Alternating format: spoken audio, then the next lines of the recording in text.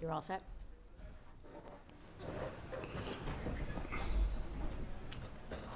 All righty. Are we there?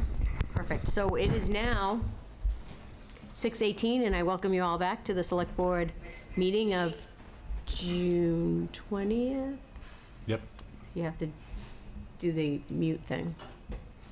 Yeah, the little arrow, the up arrow. Yeah. Thank you. Still in attendance is myself, Diane Bucco, Gary Cheeseman. Peter Clay. Assistant Town Administrator Joe Pesamato, Yep. Michelle McGovern, and Steve Poulos. So we're back, I said at 6:18. We're gonna come back to public input because people might not know that we're actually starting yet. And do we want to go right to reports and announcements? Sure. Is that all right? Sure. All right. So that goes to you, Mr. Steve. All right. Well, first up is we have a special election coming up on June 27th, and that is from 7 a.m. to 8 p.m. But if you're not around, we do have early voting, and that is actually today. It's going on today and just ended.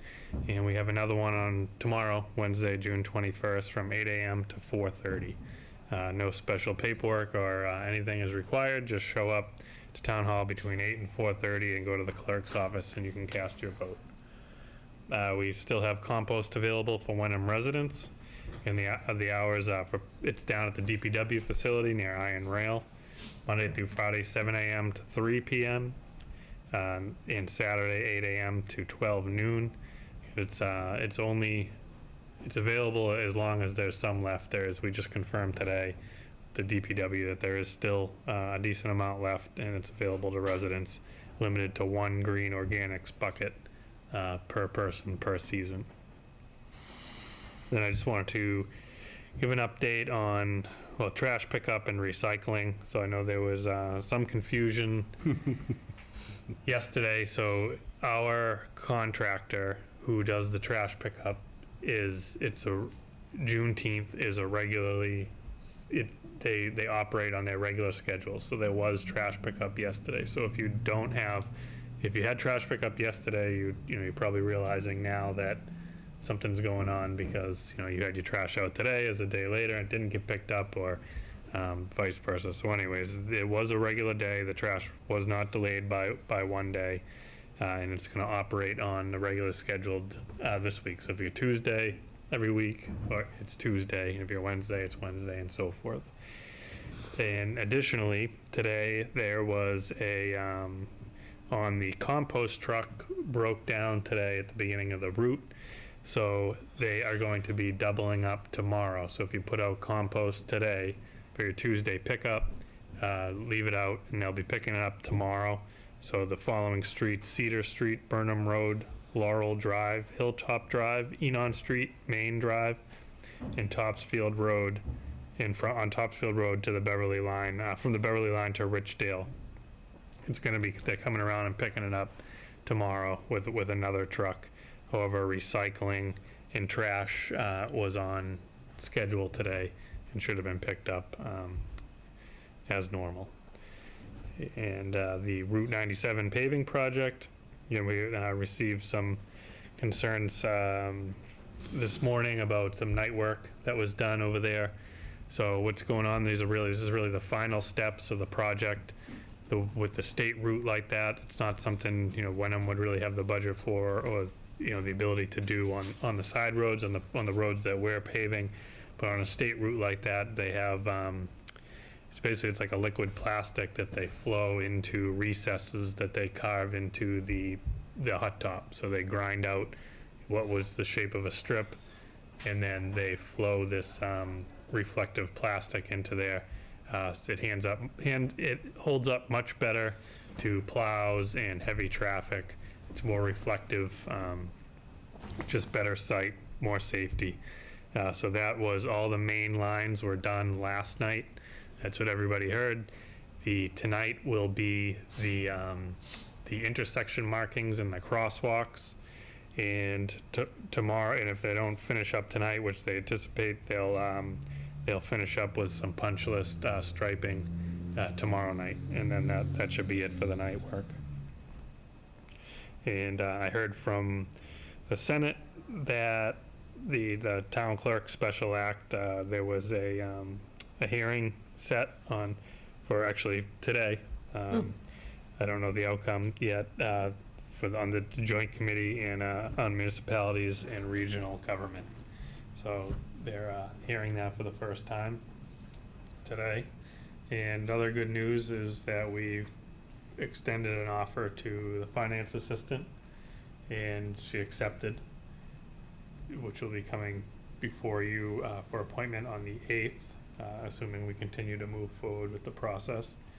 And we're really excited. I don't want to list the community yet, but comes with lots of experience from another community, some private experience with accounting and budgeting, and so a really nice background that fits right in. So great references and good personality fit in the interview. So we're excited. When are you hoping it comes before us? July 17th. Well, no, it should be come before you on the 8th or the 12th.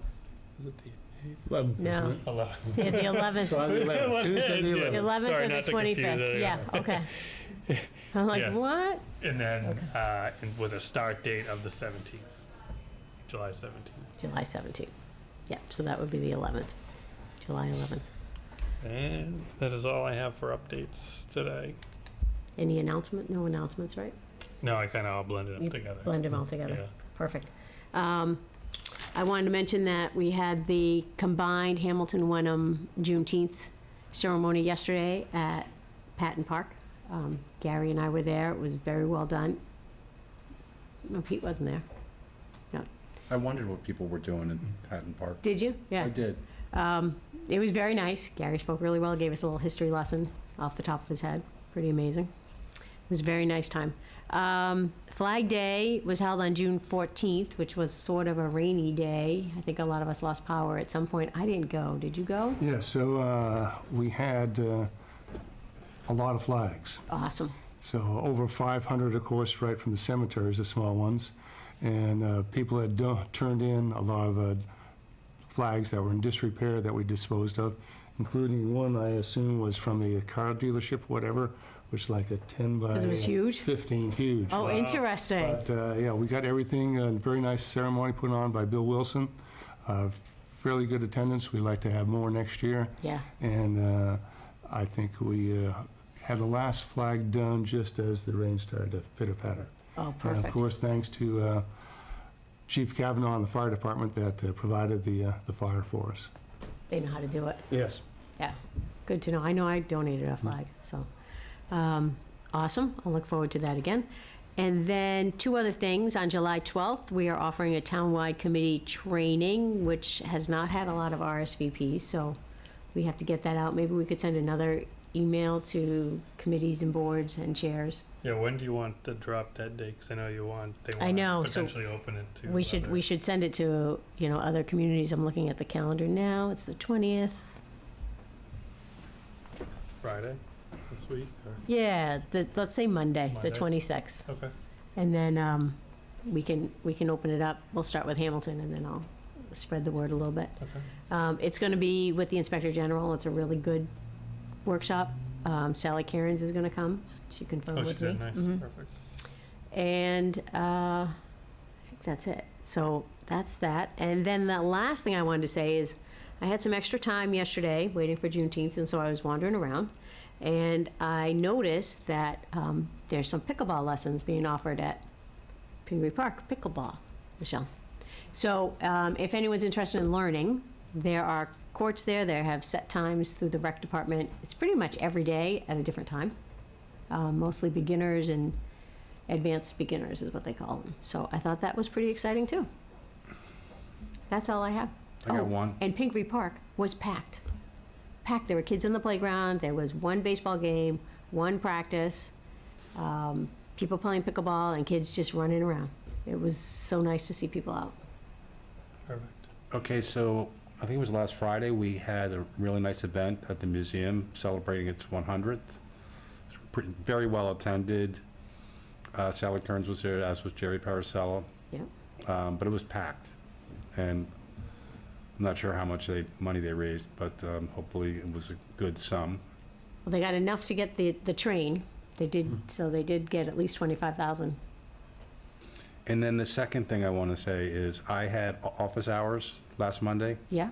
at 4:30 Nothing? or 5, I forget. Bye. Town hall was closed. Nobody was here. Monday. Yeah, all right, we'll check. Mike should have had the schedule set. We'll double confirm. It should You have mean Monday unlocked. like yesterday? No. No, last week. It should have locked at 4:30 and unlocked at 5. We'll follow up on that. Okay. I'm So sorry. I sat out on the bench right outside for a while. Nobody showed up. Nobody came. I waited probably 25 I did minutes. see it go through social media at least once, but all we can do is be here. Right? Give it a couple more times, Third time's see a what charm. happens. I will also say this, and this is, I mentioned this to these guys this morning. There was candidate night at the community house last Thursday, and the only other non-candidate, there was only one other non-candidate beside myself that showed up. So there were the 3 candidates and you and somebody else. Yep. And where was it advertised? Social media. Who put it on? League of Women Voters Yeah, did it? yep. Yeah, They did not do it. they did not do it. They did not do it. Right. I so- did have people ask, who's putting on the So- candidates night? I'm so like, I don't know. I actually think that the person who got that going was actually Patrick Waddell. I think that's correct. Yeah, so I don't know. I did have people ask me if I knew who was It was putting that on disappointing. and who was moderating it, et cetera, and I had no knowledge. So I think the best way to get things out is to,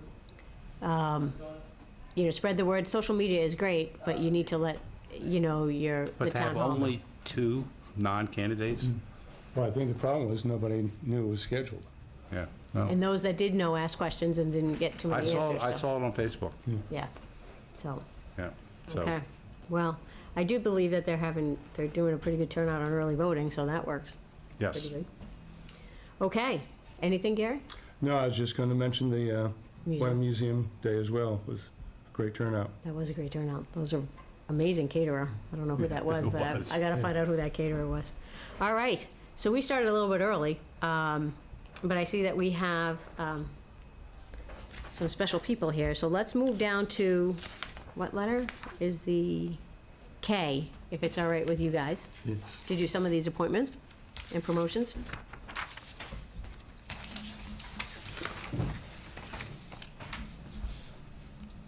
Deputy Dan Sullivan's here to do the fire one. Okay. Let's do that one first. There's 2 fire department appointments, promotions, and I see that we have Deputy Chief Mr. Sullivan here. Would you like to introduce anybody before we start? Thank you. So I have a letter from Chief Kavanaugh to read to you. I don't know if you have a copy of it, but to the Select Board, is with the pleasure that I forward the following recommendation for a promotion within the Wenham Fire Department. Upon completion of the recent interview process with my senior staff, which is myself, Deputy Baxter, and Stephen, the interview committee has selected firefighter Matthew Bean for the position of lieutenant. Firefighter Bean has demonstrated many qualities that will benefit the town of Wenham in his new role as a lieutenant. Firefighter Bean has been a firefighter for the town of Wenham for 3 years, is a certified Massachusetts EMT. Firefighter Bean has also received certification for Firefighter 1-2 from the Mass Fire Academy. He recommends this appointment for lieutenant effective July 1, 2023. Very nice, thank you. Any questions? Should I move? I think we should go for that, yeah? Okay, I move that we agree that Matthew Bean should be promoted from firefighter to lieutenant. And in the term starting Effective July 1. effective July 1, Second. 2023. Second. For 3, it's a 1 year? Why does it say? All our appointments are in. A 1 year till Yep. 2025. You seconded? Yes. This isn't Matthew. Is this Matthew? It is. Yes. Huh, look at you. Matthew's here. All right. Any questions or comments, or want to ask him anything? No? Just congratulations. Congratulations, let's go for a vote. Pete? Yes. Gary? Yes. Diane says yes as well. Thank you very much. Thank you. Should I invite him to introduce himself now? Come on up, Mr. Bean, now that we know all about your history. It should be soon to be Lieutenant Dean, right? Lieutenant. How you doing? I'm Matthew Bean. Yep. And you've worked in Wenham for 3 years? For 3 years, yes, ma'am. Yep. Prior to that? This is my first firefighter job. Wow, okay. Congrats. You can tell them about your other job. I'm a business owner, own a landscaping construction company. I was a veteran in the U.S. Army in my younger years. When I came home, I started my company 10 years ago. I joined the Wenham Fire Department 3 years ago. Completed the EMT course 2 years ago. I've been here ever since and hope to stay and continue to learn my fellow firefighters. That's awesome. Thank you for your service, number Thank you. one, and I've seen you've done a very nice job down there on Arbor Street. Oh, as thank far you as very the much. landscaping. You've been the talk of the town. It's good to hear. Thank you. Thank you. Thank you. Congratulations. Thank you. Yep. Do you, Anything on the other appointment? you do? I do not. You do not? Okay, we'll do that Okay, for you. Thank you very much. Thanks for coming in. Thank you. Appreciate it. All right, you want to do the rest of the appointments? Okay. I move that we appoint Huntley L. Skinner to the Affordable Housing Trust for 1 seat and a 2-year term. Second. Can we just do them all? Yeah, why don't we do them all, right? Okay. I move we appoint Michael J. Novak to the Conservation Commission, 1 seat for a 3-year term. Rodney E. Ebling to the Board of Registrars, 2 seats, 3-year term. Dean W. Peterson, Police Department Chaplain. San Bendigo, Fire Department Chaplain. Interesting. That's it. And we already did that. Yeah. Now I'll second. Second? Perfect. Any questions, discussion? Congrats, No, these are all. and thank you. Yeah, Yes, thank you very much. Thank Yeah, you they've all for put in doing this. quite a bit of time so far. So let's vote. Pete? Yes. Gary? Yes. Diane says yes as well. Thank you very much. Perfect. All right, I let's, just have to remind the folks to get in and get sworn in, yes. because some people have a meeting tomorrow night, Who has a meeting tomorrow night? Affordable Housing Trust. Affordable Housing Trust. All right, Huntley, you got to make sure you get to the town clerk's office and get sworn in. I think she's here all day tomorrow because she's got early voting, so it's a good time to come. Thank you. If you want to do A, Yeah. I'll go get Belinda, and she can do the treasure collector update. Okay. All right, so we have a one-day liquor license for Gourmet Delights Yep. for a collation dinner at the First Church of Wenham. I don't know what a collation dinner is, Okay, so but do you? I don't. You don't. Gourmet Delights. Well, if it's the First Church of Wenham, it's got to be something good. Yep. So I move that we grant a one-day liquor license for Gourmet Delights for collation dinner at First Church of Wenham. Second? Second. Any questions, concerns? All the paperwork looks like it's good? All right, we'll do the paperwork. Looks good. All Yep, right, so let's vote. Pete? yep, yes. Gary? Yes. And Diane says yes, too. I hope they have a wonderful dinner. Thank you very much for all your paperwork. We're going down to D. Belinda's going to make Oh, a Belinda's gonna, our department and departmental So update. this is unrelated to the investment. This just is in separate. general. This- This time of year in the treasurer. Treasurer collector, department update. Treasure collector world, yeah. So, hi, thanks for having me. Last week, I went to treasure collector school down in the Cape. Many of the departments do it, the assessors, accounting. So it was a great learning experience and networking experience. You get to meet a lot of your compatriots and you bounce ideas off of them. Plus, they have wonderful speakers. So that was very beneficial. So at this time of the year, we just finished up the FY24 Q1 prelim file. That's going to be mailed out on 7/1. The real estate bills, we worked with the assessing department to do that. We also did FY23 refunds. As you know, there were a lot of abatements processed this year, a lot more than we've ever had to do before. Usually I process like 2 or 3 refunds at the end of the year. There was quite a number of those that had to be done this year. So those went out at the beginning of the month. We did small balance write-offs, so at the end of the year, you just have to kind of clean up the books of those pennies of interest that are not, that, need to be written off. But we also are in the process of writing off a lot of the old excise taxes. Now, excises are always collectible because they go to our deputy collector, but at some point it's recommended by the auditors to take them off our books as receivables. That hasn't been done here in Wenham since 1996. So I went back from 1996 to 2016, gave that information of what is still outstanding for excise bills to the assessors, and they approved those to be written off. So those are going to come off our receivables. But again, they're always collectible because they're marked at the registry. And if anybody ever wants to do anything in the state of Massachusetts for their car, if they come back, they won't be able to do that because they're marked at the registry. So we're also doing tailings. We haven't done that in Wenham for many, many years too. So there's a lot of old outstanding AP and payroll checks that were never cashed. We need to research those, figure out if, write to the people, find out if they still want to cash it, get it reissued. Then we'll have to advertise those for a year, and then we can take those into income if that whole process goes through. So again, that goes back to 2016 of checks that are outstanding that has not been done. So we're working on that. In the payroll part of life in our department, we just had open enrollment. We had health and dental open enrollment and flexible spending. We have about 15 employees that do the flexible spending, so they have to always re-up every year for their flexible spending. We're doing all of the new FY24 increases in pay. Every department has to give us those increases. Those have to be updated. And we've been working extensively with the police and the fire department to do their retro payments for their contracts for FY23. So at the same time, we have to go do all of 23 all over again and then do 24 new rates. So it's quite intensive to get that all situated. We were working very, very closely with police and fire to do that. We're also reconciling all the vacation and sick time for FY23 to see what can get carried over to FY24. I think you guys are going to discuss that tonight.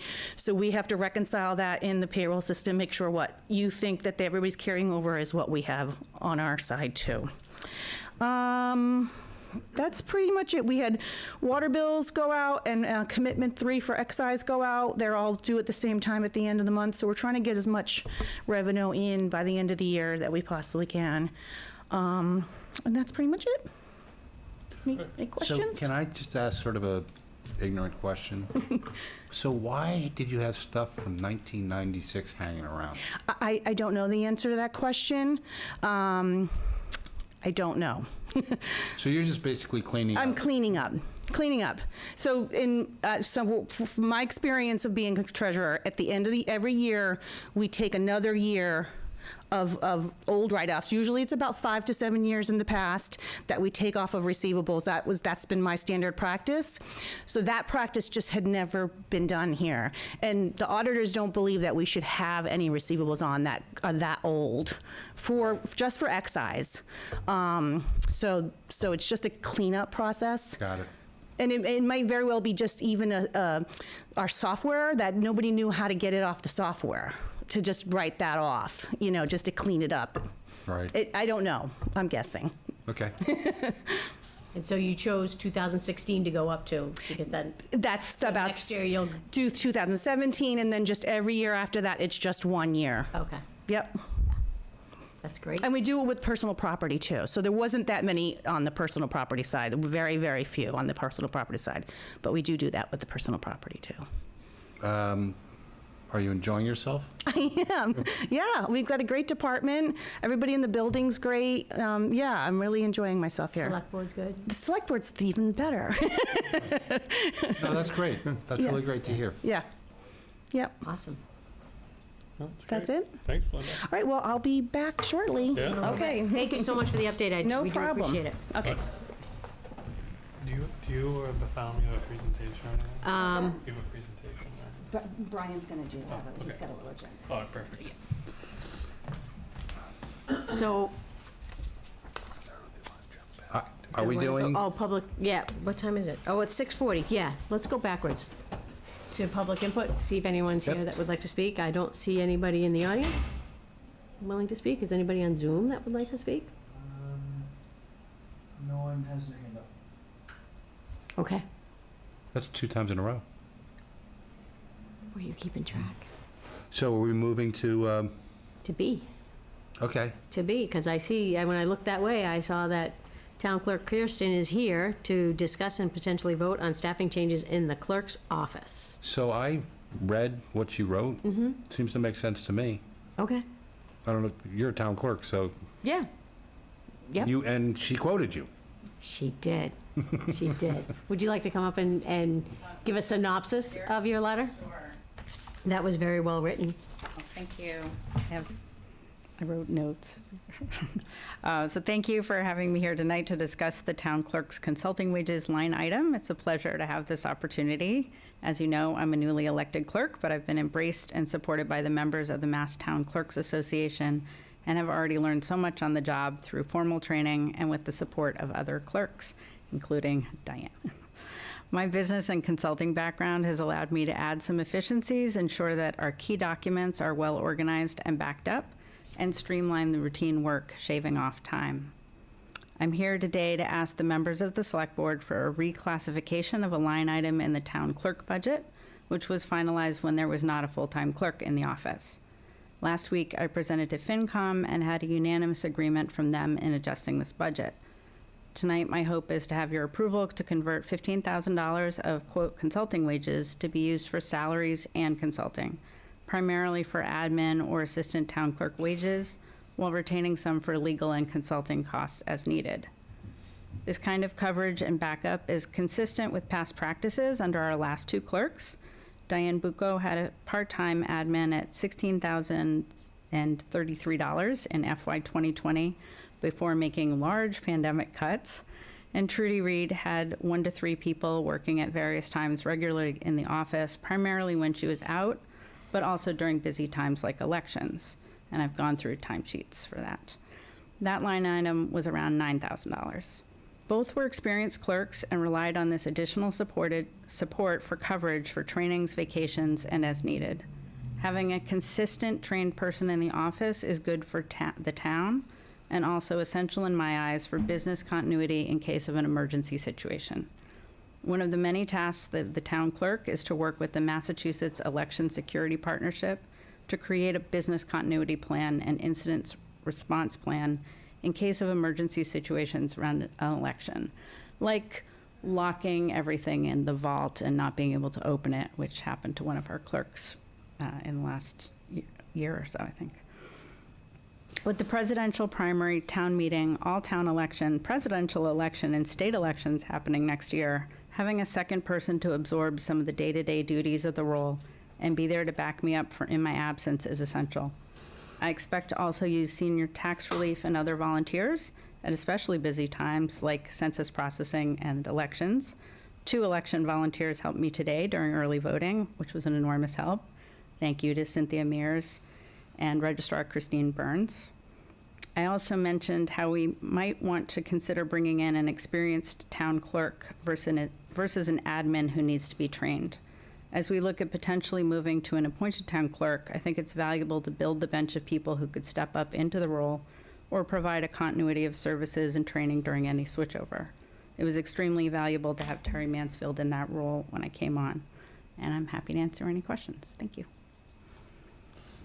Any questions? Well, you already said that you thought it makes sense. I did. No questions here. I just think the motion needs to identify the fiscal year, Oh, it's FY '24. FY '24. Yeah. and the So I had a specific few amount questions. doing the- Yeah. So how much money is in the consulting? $15,000. 15,000. You want to move the whole thing? I'd like just leeway to split it as needed. I don't necessarily know yet 24. what consulting services we might the need, 24. but But, I think you need an amount for the motion.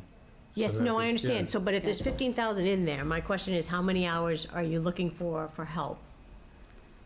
so FinCom approved the whole $15,000. Oh, okay. So they've already approved that. Yeah. I agree. I think that we can certainly make this motion. It seems like we're going to do that. I would recommend that you decide how many hours a week you think you need. Multiply that by 30, and then save some money for consulting for whatever, or just additional help. Doesn't have to be consultant, just additional help. I thought I had something else to say, but I guess I don't. Yeah, my original proposal was around $10,000 for assistant help and then 5,000, but I think having the flexibilities is going to be useful. Okay. So that comes out to about 8 to 10 hours a week on average. Right. Okay, you ready? I'm ready. All right. I move that the Wenham Select Board approve the use of $15,000 in consulting wages to fund a part-time administrative assistant in the clerk's office starting in fiscal '24. If I could just tweak it a little bit, it's to fund part-time administrative right, not a part-time administrative assistant, just part-time administrative assistants, so that gives you a little more leeway. Oh, And it's got it. for fiscal year 2024. Okay. It's not, right, Right. because then the next budget would have to come up different. So hopefully Catherine. So amended. Is Catherine on? Oh, she's going to get the video. Thank you. Second? Any more discussion? Awesome. Let's vote. Yes. Pete says yes. Gary? Gary, yes. Diane said yes, too. Thank you very much. Well done. Thanks, everyone, and please come out and vote in the special election. Early voting. First day was today, tomorrow 8 to 4:30, and next Tuesday is the election from 7 a.m. till 8 p.m. Thanks. Thank you. Thank you.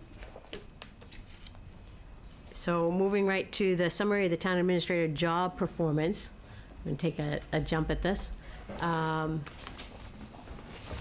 So going forward, the select board has I don't know where that is. learned that will complete, going forward to evaluate the town administrator, all the select board members will complete their individual evaluations and allow the chair or the assistant town administrator to compile them all. And then at an open session, the board will review that one document. And that's according to open meeting law. It's all written in the Wenham Select Board welcome manual that we'll go over in a minute. But earlier this year, in January, it was months ago in my mind, we did all complete individual evaluations of Steve and gave them all to our chair. At that time was Gary, to compile the results. We then met in executive session to discuss and to vote on some changes to Steve's contract. Not having done any of this before amongst all of us, we realized that that was not the way to do it, and we understand that we didn't follow the legal protocol, and we've discussed the process going forward with town council and our remediation for our error that we'll go through right now.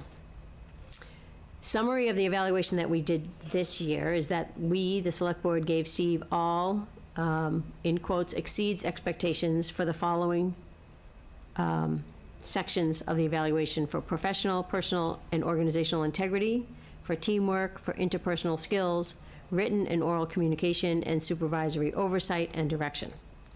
We gave him, quote unquote, meets expectations for the following: customer service, safety, planning, organization, and flexibility, problem solving, and initiative. We didn't give him anything lower than meets expectations. Our summary also included 3 items: that he has brought great stability to town hall. He's moved forward several leftover projects, Longfellow, all the union contracts, et cetera. Shown excellent interpersonal skills, financial knowledge, and dedication to the full scope of this position. The goals we set at that time were to create a personal development plan for staff and to review and update and implement a schedule for all policies and procedures and their periodic reviews. So that was the evaluation that we had. All of our evaluations, individual evaluations, are available for public if they'd like to see them. But again, going forward, we now know the better way to do an evaluation, and we'll discuss it again when we look at the Wenham Select Board manual. Right. Did I cover everything all right? Yeah? Okay. All right. C's done. So thank you. Yeah, Thank you. good job. Thanks. Appreciate it. Great first year. That was only the first 6 months, though, so we get to do it again, too, and so, I think he's done a great job. So do we have Bartholomew yet? They'll be ready at 7, so I don't know if you want to At 7, yep, let's see what else we can do. L and M are quick. if you L wanna and do it. M. Oh, yes, discussion and vote on vacation carryover for town employees. This is the last time that we'll have this list, because it has to be, Oh, yeah, K, L, and M. Yep. we did K. This is the last time that we can carry over anyway, right? Well, no, 5, you can carry over 5, still, I believe, select board with permission from the select board up to 5 days by right in the personnel handbook. But it still comes before you guys, my understanding. No, I mean, this is the last week that we'll have vacation carryover Yeah, requests. for 2 weeks. For 2. That they yeah, have, yeah. they have 2 of their work weeks eligible. Yes, everyone should have their paperwork. They're all, so that's all set, so, and they're all in the packet, so we don't have to read them, the names or anything. No, we haven't done that before, so, do we have a motion for that? I know, it's a lot of No. work. L. L, I move that the Wenham Select Board approve the vacation carryover for the town employees as presented. Second? any conversation on this? Vote, Pete, Yes. Gary, Yes. Diane? Yes. It's unanimous, I was waiting for Diane to answer. All right, discussion and notice of informal probate regarding Harriet Davis. So we received a letter from Harriet's attorney, that they had left a bequest in her will to the town. And I believe we need to sign, something that we Didn't we sign that? allow That was the one that, Charles to, what, Or to move, I think to move forward is To mo- acceptance from the, that's what it is. So it would be helpful if you would assent to the appointment of Harriet's brother, Charles E. Davis, as the personal representative of Miss Davis's estate by signing the enclosed assent, waiver of notice, and renunciation form. So we just have to sign that to allow Charles to take care of this, and it says that she give and bequeath to the town of Wenham the sum of $10,000 to be used by said town as follows. From this fund, I direct that a suitable tree be planted in the town center in honor of the Davis family, Wenham Selectmen, Charles W. Davis and Marjorie A. Davis, with a plaque similar to the one from Wenham, England. And she says, shows how she would like it. And the remainder of the funds shall be used for the existing memorial book fund in the name of Charles W. Davis and Marjorie A. Davis at the Hamilton Wenham Library. So I think we need to have a vote to to allow Charles to go forward.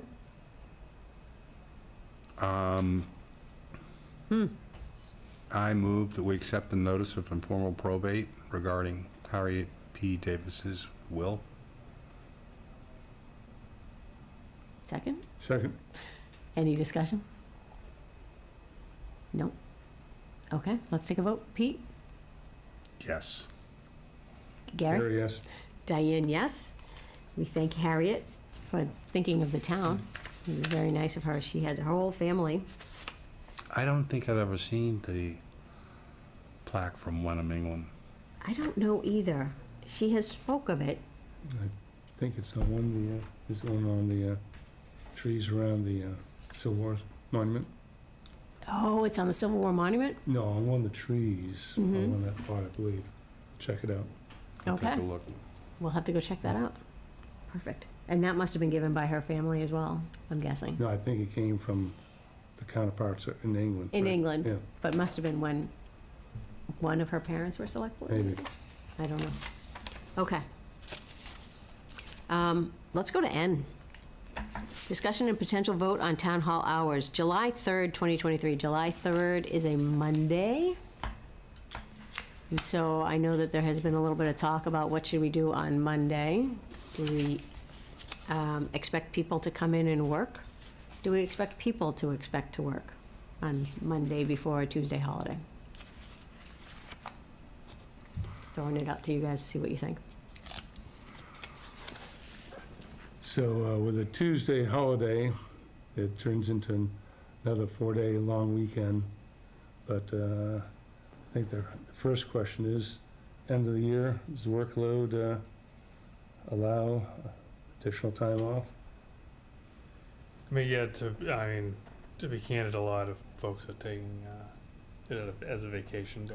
Will be relative skeleton crew as So- it stands now.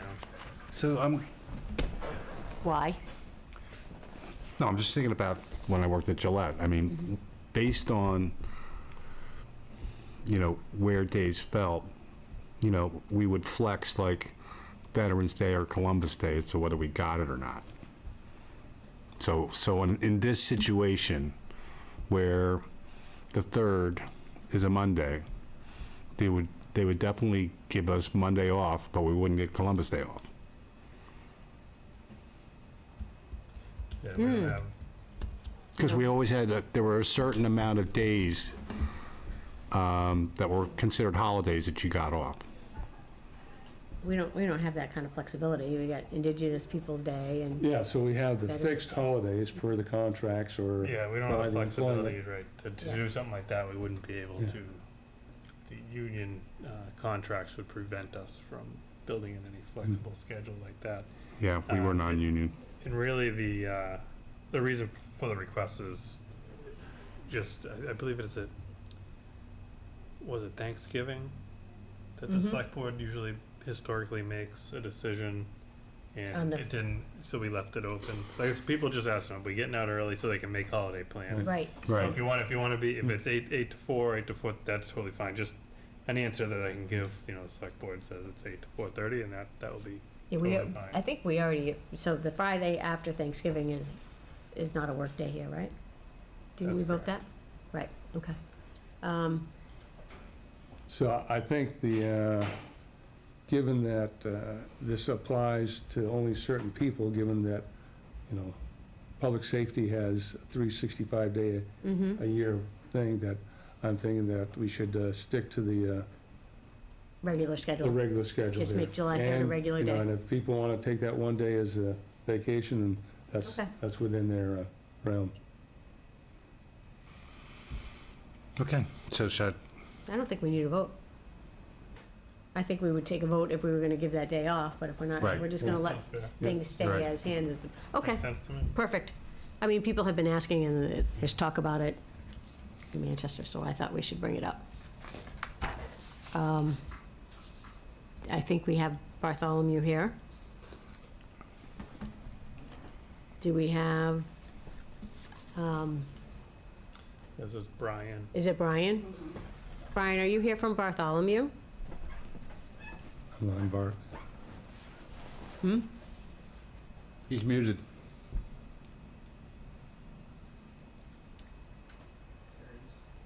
Hello, good evening. Hi, how are you? You're here from Bartholomew, yes? You can't hear us? Wait a minute. Kathleen, can you guys hear me? Good evening. I can hear you. Can you hear us? Nope, something's not right. Give him the thumbs up sign. We can't hear, we can hear him, but he Yes, yeah. can't hear us. Yeah. Right. We'll give him 1 minute. We're good here.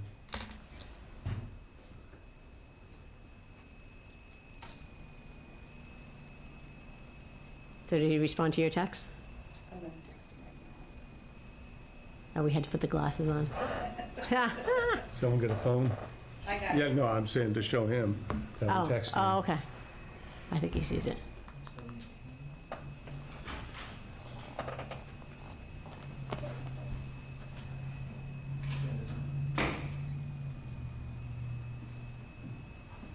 How come he's there twice? Oh, okay. Wonder if Kathleen, can she hear us? Kathleen, can you hear us? Hi, I can. I just gave Brian a quick call. Hopefully I told him it's on his end, I think, so Okay, all right, he'll rejoin in a sec. Thank you. okay. Well, welcome to Wenham. Thank you, yeah. Um, who's going to speak to us today? Both of you? Yes, yep. Okay. Brian, can you hear us now? Now I can hear you. I don't know what happened. Can you hear me? Yeah. Perfect. All right, well, welcome to Wenham. I'm Diane Bucco. I'm the chair of the select board. I'm here with Pete Clay, Gary Cheeseman, and T.A. Steve, and other people you can't see. Okay, excellent. I heard Diane, Peter, Gary, and other people I can't see. Is that right? That's right. Excellent. Well, thank you. Sorry about that technical difficulty. I don't know what happened there, but No problem. We're looking forward to hearing about our investment policies and proposed changes. excellent. Are you ready for us, or did you have to finish up what you were just doing? No, we are so ready for you. Excellent. Well, thank you. So my name's Brian Jim Ross. I'm from Bartholomew. I'm on part of the outside investment advisory team, along with 3 other outside investment advisory team members for Bartholomew. Kathleen Glowacki has joined me. She is part of the internal investment management team. She is the director as well as part of, a big player in that. So she oversees all of our analysts. So I had her tonight. She's going to be talking about alternatives, and she's going to explain it to us. That's one of the things we'd like to see changed on your investment policy, if you all agree. And then I'll just give you, for those new, I know I met Gary before, Diane and Peter, I don't think I've met you. I'll give you the 30-second overview of who we are, just in case, because you don't see us on the streets of Wenham or Hamilton. So I'll give you the quick 30-second overview. Bartholomew & Company is an independent advisor. We're partnered up with the largest privately held broker-dealer called Commonwealth Financial Network, right out of Waltham, Massachusetts, and a satellite office in San Diego. They're our backroom office, our cybersecurity, our legal, our compliance, you name it. They're our service behind the scenes, if you will. And then our custodian, which is NFS, which is National Financial Services, which is basically a subsidiary of Fidelity. So if something ever to happen to us or our broker-dealer, you would have all your funds and your tax ID number over at Fidelity, and you would have access to that. Bartholomew & Company is about $4 billion assets under management. 2.4 of that, it represents municipal. That represents about I've been saying 280 for the last year, but it's actually over 300 now. I just haven't reset my brain. We deal with over 300 municipal entities in Mass, over 190 OPEB accounts. We're the leader in the state. And then other than that, we deal with all 3 buckets of monies. So, and I'll talk to you about that. But that's the spiel, if you will. And now we're going to dig right into it. How much time did you guys give us to go over everything we need to tonight? How much time do you need? I don't think more than 30 to 45 minutes. That should do it. 30 minutes sounds good. 30 minutes, okay. Well, it's good to know. Let's be on the same page. That's good. Okay, so excellent. So I did the introductions to Kathleen and myself, and forgive me, I've had a long weekend. I've had triple headers with baseball. I have an 8-year-old and 13-year-old, and it's, 8-year-old and 12-year-old, and it's kind of crazy. We had a lot of busy time. So I think Monday night, I'm just about, Tuesday night on a Monday because of the holiday, I'm spent. So bear with me, okay? But let's go right into it. I'm going to share my screen, if that's all right. Sounds good to me. Can the hosts allow that? I think I need permission from the host. It says host disabled participant screen sharing. Is it? Who's the host tonight, Diane? Should be able to do it now. Okay, excellent. Thank you. Let's try one more time. No, not yet. No, it's Libby. It's HW Cam. Okay, if not, I can work around it. I was just going to show you some visuals, that's all. Try that. Ah, there we go. That works. Thank you. Excellent. Thank you. And let me just do this.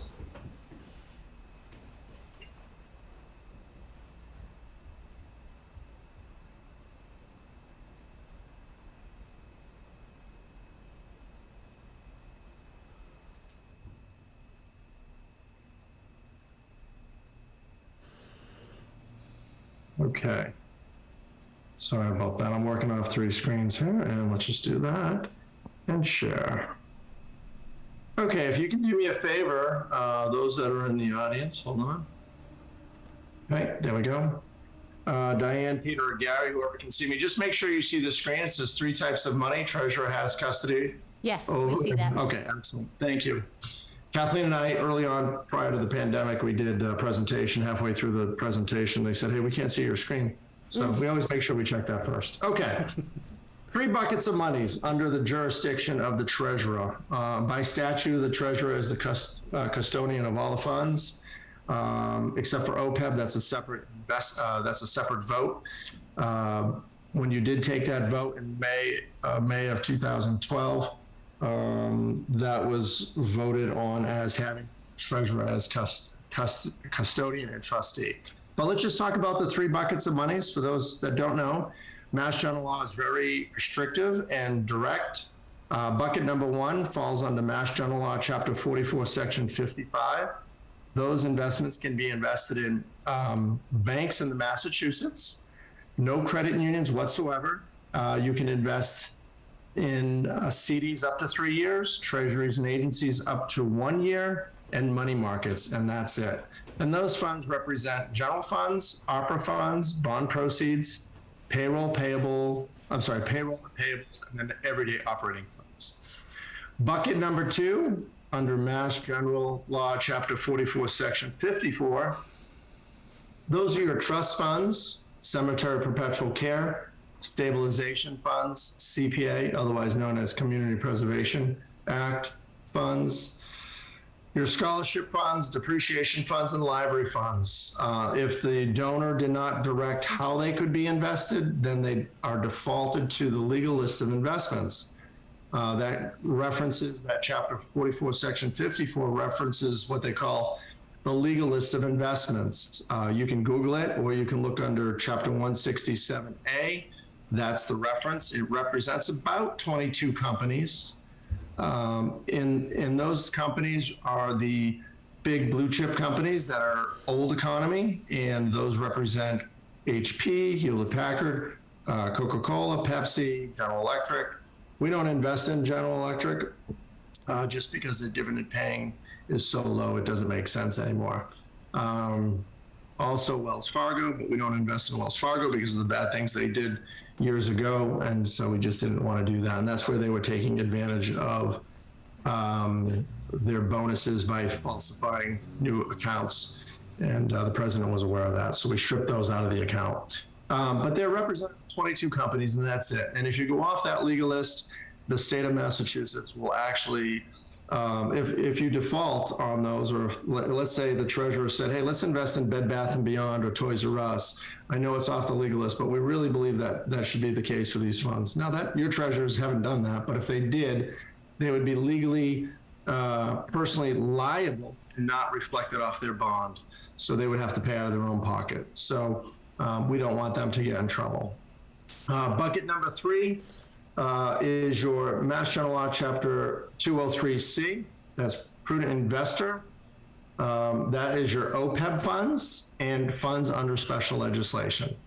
Now, just a quick update. The Massachusetts Treasurer Collectors Association has been trying to change that legal list because it's so archaic for the last 8 to 10 years. The good news is they've communicated with the MCTA previous to the session of the budget. They have it as an addendum inside the budget. So for the first time ever, we believe it may pass. We'll know as soon as July, and that will open up that bucket number 2, how you can invest much wider than you can now. Right now, you're really just restricted to, you cannot invest outside those 22 companies. So we'll let you know that when that becomes updated, and we're gonna tell everybody throughout the Commonwealth. Okay, bucket number 3, like I said, OPEB 203C, and that's a little rundown. Chapter 203C is invested how each one of you, if you're in the private sector, can invest in your 401k. We don't believe in penny stocks or Bitcoin necessarily, especially for these funds. because they're public entities. If you want to do that on your own, that's your own thing, but we definitely don't recommend it across the board at all. That's a little bit of an update on that. Any questions on those 3 buckets of money? Because I have 30 minutes, I kind of did that quick. Any questions? Good here. We have one question. And, if you can do it in less than 30, that's good too. Okay. But this was good so far. sorry. Yep. Yeah, just- I'm working on it. I'm working. That's all right, good. What was the question? If you can do it in less than 30, that's the question, Brian. Oh, yes, I'm trying my best. Okay, answer said. Okay, next. Recommendations for so I'm not a specialist on, I just want to tell you this, and I told Belinda, your treasurer and your town administrator, I'm not a specialist at financial policies, but investment policies we deal with all day long. However, the one thing, so dealing with over 300 municipal entities, we have a lot of best practices that we can share, and that's the benefit of working with us because we deal with so many treasurers. We see the best practices out there, so we can give you some guidance on that and make some recommendations. But the first thing that we want to talk about is inside your financial policy, which is that can be anywhere from 50 to 100 pages, usually gets reviewed from a town every so many years because it's such a big policy.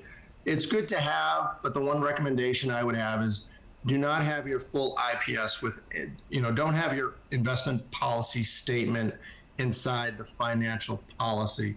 Your investment policy statement is what is the written, right now, the written instruction of how you want this invested from the town, your treasurer, to us.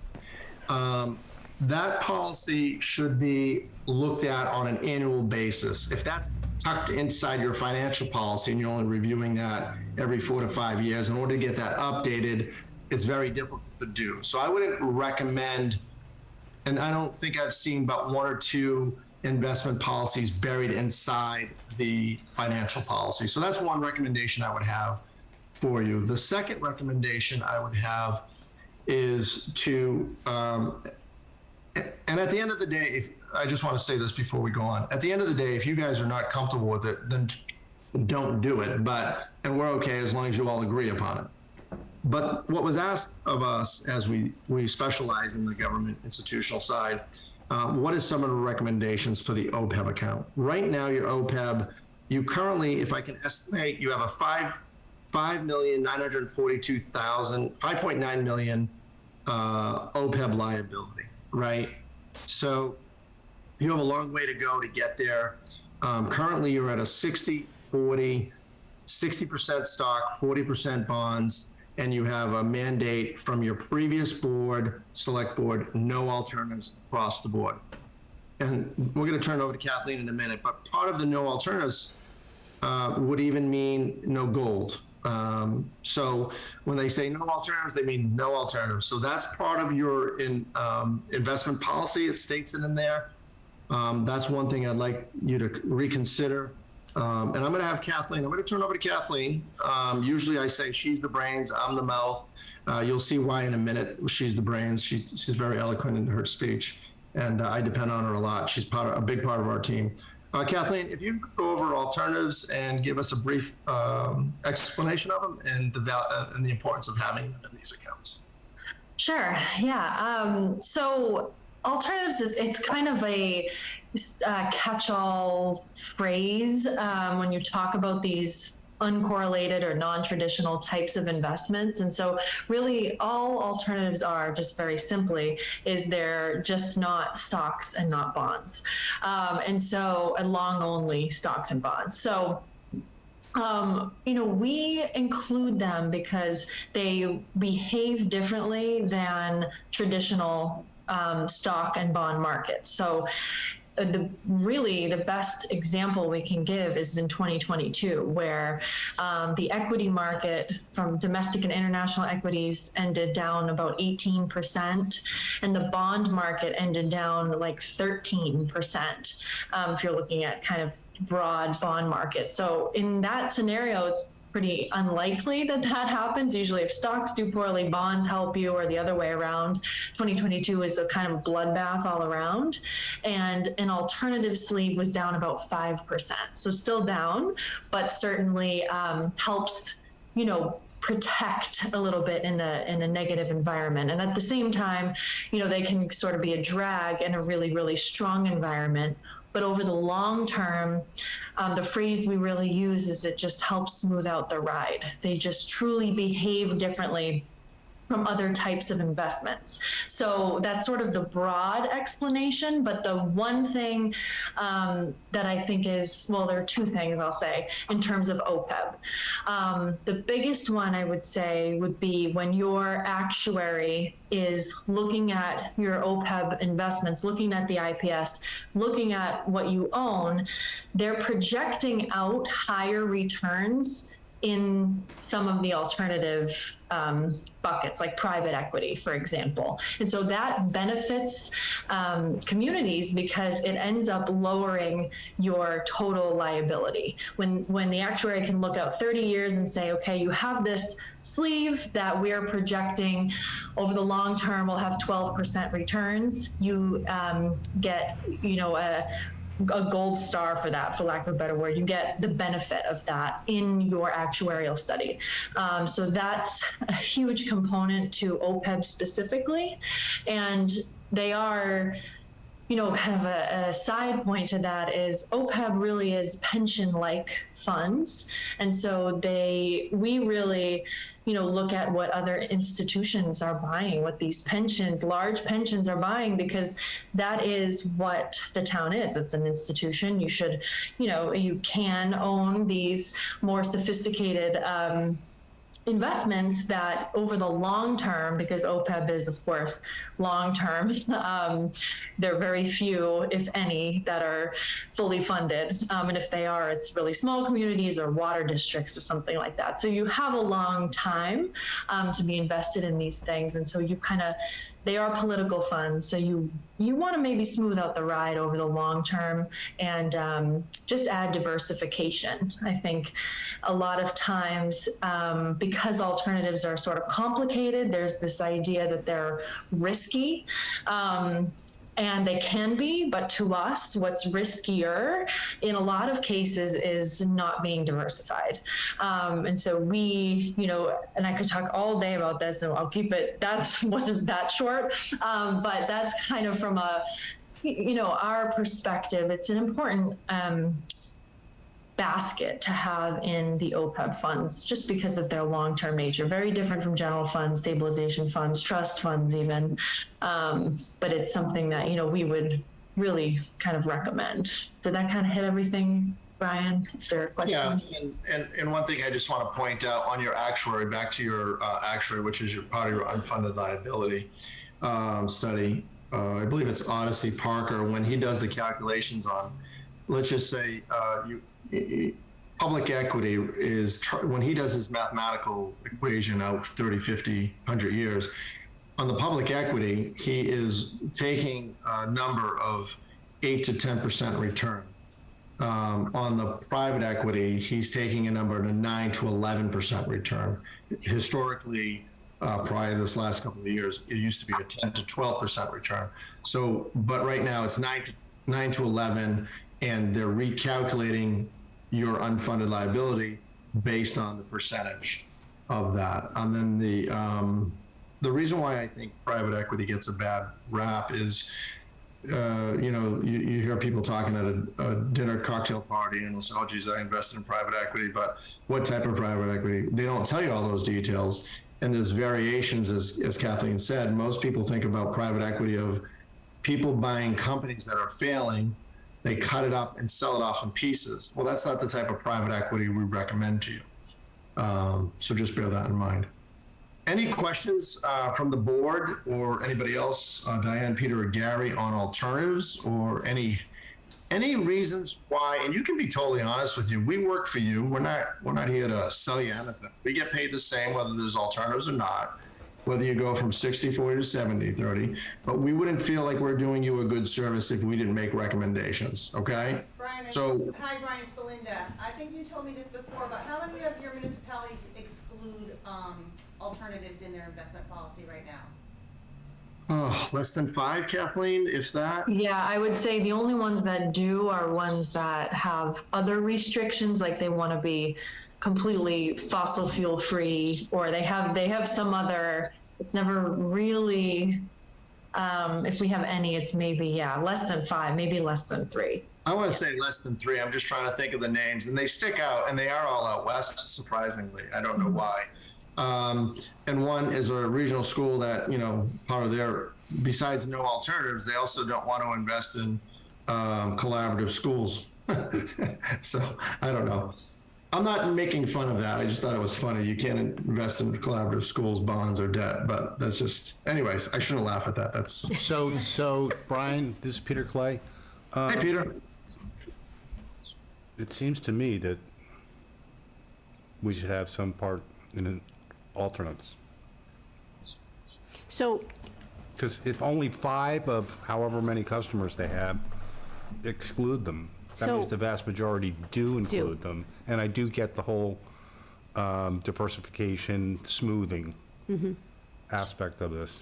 is the alternatives, is that a newer idea? Is were most municipalities per se excluding them, and now they're just, no, it's just, we're just. No, good question. It was so we've been on this account for quite a few years, and my understanding it was one of your former board was, somebody was against it. I don't know if they knew it. I don't know that person. I don't want to speak bad about them. They weren't here. I didn't talk to them in person. It was many years ago. So, so my understanding is they were just dead set against it, and they didn't want to change. So. Thank you. Gary, you have any questions?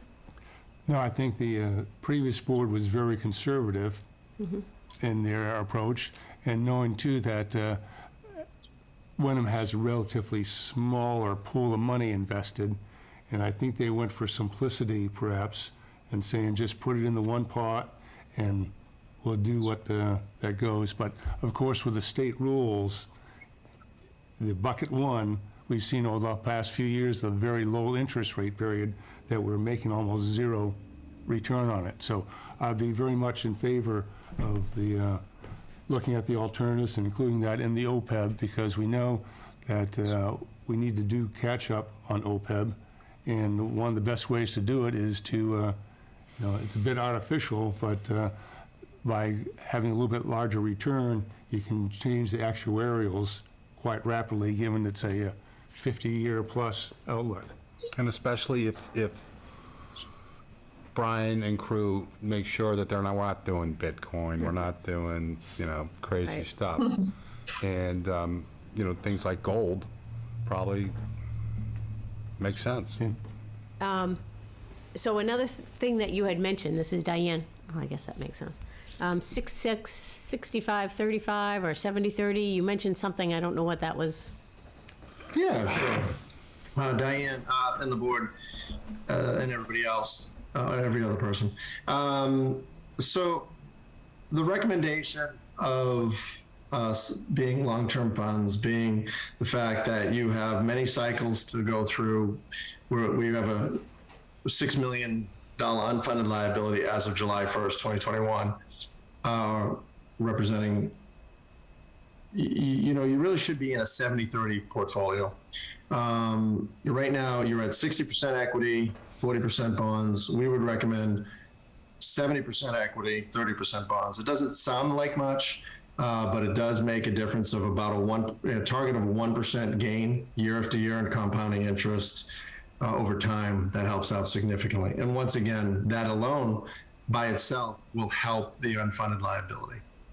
And I would just add, Brian, because we say 70-30, and then that kind of makes you think, well, where are the alternatives then? Because we're talking 70% equity, 30% bonds.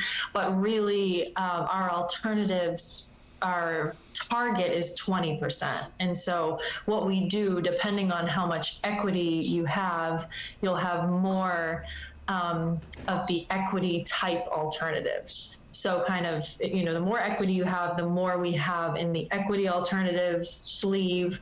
And then the, amount you have in the bond portion, we kind of take a portion of that and put it in the bond alternative. So it ends up being, 51% equity, whatever bonds, and then 20% alternatives. We say 70-30, but that sleeve is, I know it's a kind of confusing, but I just want to clarify there you go. Perfect. The targets, and then kind of our parameters around them. So, sorry, was someone saying something? No, go ahead. Okay. So on this IPS, just for those of you who haven't seen it, we have our targets here, and then we put, these minimums and maximums around them, because there could be times, just as a quick example, when the Russia and Ukraine crisis happened, the only part of the market that did well was energy. And so we had in our alternative sleeve, we had some exposure to oil and other commodities. And so what we did was kind of sell a big chunk of that because it was doing really well. It kind of put us under target, but it allowed us to find other opportunities elsewhere. So all that to say, we have our targets here. Alternatives is 20%, but we have these kind of bands that my team has just for a little bit of flexibility. But that's the 70-30 kind of laid out for you there. 70-30. Any questions on any of that? No, I understood that. I did too. I think it looks good. Yes. So the boards, just so you know what we're looking for, and this is based on the votes that you've taken. Your OPEB adoption, your adoption was taken May 5th of 2012 at an annual town meeting. I looked at the article earlier today, and it basically says the treasurer is the trustee. It defaults to the treasurer being the trustee and custodian. So right now, your treasurer by statute can make the changes on moving it from 60-40 to 70-30. However, because the board oversees the financial policy, what is needed from the board really is to, if you guys are all, I say guys generically, but the Board of Selectmen who created the financial policy, the financial policy, what we're looking for, if you want to go this route, is to allow alternatives. That's the only vote that you would need to take. From our vantage point, that would allow your treasurer then to honor the financial policy of the town and then tell us to move forward with the 70-30 with alternatives. Now, obviously, that would be needed in your previous treasurers didn't feel comfortable breaking that policy until this meeting happened. So. Okay. So Which we wouldn't want to do. Two things we want to do, though. I think we want to remove the investment policies from our financial policies. Do we need a vote to do that? Yeah, I think so. Yeah, so, but, because that makes sense to do that, because it's easier to review investment policies as its own standalone document annually. Yeah, and right? that will be right. So that's one of the policies I know I've talked about, but one of them is the investment policy to make it an annual review. And the OPEB and then the general fund and other trusts can be standalone investment plans. So do we Correct. vote to take them out? Yes. Because I think that's the first part we need to do. Yeah. So do you want to make a motion So I to? move that we separate our investment policy from our finance policy. And that includes the OPEB and the general. Second? Second. Any discussion on that? Vote? Peter? Peter Clay, yes. Gary Cheeseman, yes. Diane Bucco, yes. So that's unanimous. So All right. now that it's separate, and I don't know how we remember to review that annually, now we have to talk about what we have in our policy. And our policy right now excludes alternatives. So Right. I move, And wait a minute, and it keeps our portfolio at 70-30 right now. It's currently 60/40. 60/40, I'm sorry, currently at 60/40. And the way the vote was taken at the town meeting is that you'll vote in the alternatives if you want that, but then the treasurer is responsible for deciding if the split, what the split is. That's how it's currently. Okay, so we don't need this, you don't need the split on vote. that. Okay. No, just the alternative. Correct, Brian? Correct, yeah, and I'm not here to tell you what to do. Our goal is to give you guidance, but the May town meeting adoption of May 5th, 2012 annual article has the treasurer as custodian and trustee. So you don't have to set policy of how that's invested. However, you can be an advisory board to the treasurer, but really the buck stops at your treasurer. And that's very typical across the state, by the way. But so that allows the treasurer to decide on the split. What's that? I'm What- sorry. That allows the treasurer to decide on the split of the investment. Correct. 60/40, 70/30. Correct. Your goal is to make a recommendation of either keep alternatives as not allowed, or I'm sorry, forgive me, to allow alternatives or don't allow alternatives. That's what needs to be removed from the Okay. policy. Okay, I move that we allow alternatives to be included in our investments. Second? Perfect. Seems like it makes more sense. More diversity usually brings back better returns in the long run. So, any other discussion on that? Let's take a vote. Peter? Yes. Gary? Yes. And Diane, yes. So that's also unanimous. How's Excellent. that sound, Belinda? Okay. Then just real quick, just because, forgive me, is the trust, bucket number 2 money, the trust funds, are those inside your financial policy as well? Yes, Yes. they both. And did you, I couldn't quite hear you. Did you make the Yes. vote to get those out of there? Yes. Or at least the policies out of there? Yeah, they Investment voted both policies? of them out. Both, yes, both policies, the, The general fund and trust and the OPEB, yep. Okay, sorry, I couldn't quite hear, so I'm just making sure. Okay, I'm just very detailed that way, so don't mind me. Okay, so then just for the future recommendation, when you do look at your investment policy statements going on in the future, you do look at them once a year, and really at this point, until the prudent investor changes, which it may very well soon, we'll find out in July. Right now, at this point, your treasurer just needs one fully executed investment policy statement for OPEB, completely separate, and then one investment policy statement for both general funds and the trust funds, which include that whole bucket number 2 money I talked about. If and when the legislation changes, we'll most likely have 3 policies, but at this point, it's only 2 for all your town's funds, okay? And that's something that, so for your OPEB, your treasurer by statute can approve that, but then the Board of Selectmen will approve the investment policy statement for the general funds and the bucket number 2 trust funds, which have to mirror the state legislation. You can't go outside of that. You can be more conservative, of course, but you can't go more aggressive, okay? got it. Got it. Yeah, Thank you. great. Okay, 35 minutes, not bad. What did I miss? I wasn't even timing. Well, Interested. It was very easy to follow. I do appreciate that. Thank I you. have OCD, so don't mind me. And my dog's sleeping here, and I didn't want to make sure he woke up because he starts barking. So. Awesome. Okay, so anything else you guys need from me, or are we all set? Looking around, Belinda says we're all set. Everybody seems to be pretty content. Thank you. Thank you very much for joining us.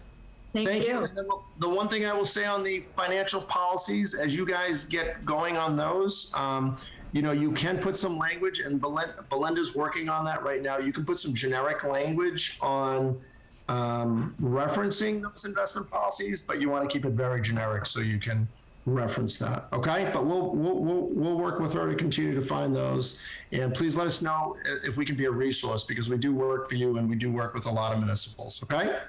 Yes. Thank you very much. Thanks, Brian, thanks, Kathy. Thank you. Thank you. Thank you Bye guys. now. Have a good night. Back in a second. Hit that. One last Okay. point. Yes. So that's, we need to track that legislation. So as soon as that comes available, because certainly Our bucket number 2 has sizable amounts of money that are currently just tied to the very restrictive state limits. And some of those that, the library trust funds, cemetery trust funds, perpetual care really would benefit, just like OPEB, because they are very long-term investments. So, if we can find something that's even 1% more That'll help over the yeah. lifetime, it's a significant change. So I would assume we would know when that happens, either through you or through you. Through our association as well as through Bartholomew. So all of our funds in bucket 2 and 3 are with Bartholomew right now. So Buckets 2 and 3. What about bucket 1? Bucket 1 are with Eastern Bank and Unibank. Okay. So those are our Those- everyday funds, That has to go with the bank, Need yeah. to be available and not invested in anything, so it's cash on hand kind of. Yes, yeah. So it's, our association, we already talked about it last week, like I said, when we were at the meeting, that was a very big topic of conversation. They have a legislative committee on our association that is pushing this through and keeps us up to date as soon as we know anything, and then Bartholomew will let us know too. That's great. And then we can change our investment policy right then and there, now that we've pulled it out of the financial policies. Right. Super. Great. Okay, Thank that's it. you. That's it, no more questions? No more questions? Okay. All right, you are good to go. Okay. Thank you so much. All right, no problem. Whoa, rolling on the floor.